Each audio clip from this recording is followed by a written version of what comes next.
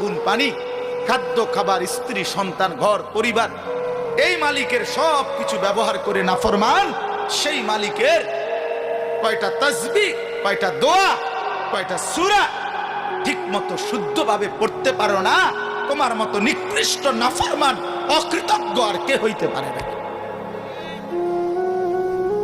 অকৃতজ্ঞ বেটা। হ্যাঁ, স্কুলে পড়লে, কলেজে পড়লে, ইউনিভার্সিটিতে পড়লে অথবা ছোটবেলায় পড়ালেখা না করলে আপনি আর কোরআন শরীফ অশুদ্ধ পড়লেও চলবে, সূরা কেরাত অশুদ্ধ হলেও চলবে, এই ফয়সালা আপনাকে কে দিছে বলেন? মিয়া, আপনাদের অসংখ্য জেনারেল শিক্ষিত মানুষ এবং সাধারণ শ্রেণী মানুষের এটা ধারণা বেটা, এরা বিশ্বাস করে এই কথা,